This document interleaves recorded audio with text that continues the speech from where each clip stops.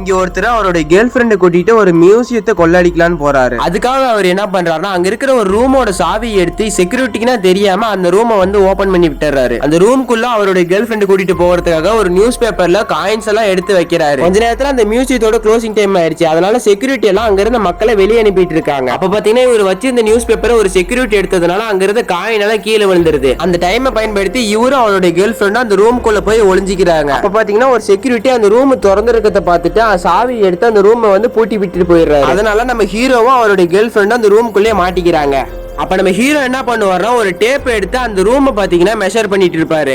எதுக்கு அது மாதிரி பண்ணிட்டு இருக்காருன்னா வெளியே இருக்கிற சாவி எந்த இடத்துல இருக்குன்னு தெரிஞ்சுக்கிறதுக்காக தான். சாவி எங்க இருக்குதுன்னு தெரிஞ்சுக்கிட்டு அவரு ஒரு மேக்னெட்டை பயன்படுத்தி அந்த சாவியை பாத்தீங்கன்னா கொஞ்சம் கொஞ்சமா எடுக்க ஆரம்பிப்பாரு. இப்படியே கொஞ்சம் கொஞ்சமா கஷ்டப்பட்டு அந்த மேக்னெட்டை பயன்படுத்தி அந்த சாவியும் பாத்தீங்கன்னா அவர் எடுத்துருவாரு. அந்த சாவியை அவர் எடுத்ததுக்கு அப்புறமேட்டு அந்த ரூமை ஓபன் பண்ணிட்டு அந்த மியூசியத்தில் இருக்கிற பொருளை வந்து திருடிட்டு ரெண்டு பேரும் போயிருவாங்க.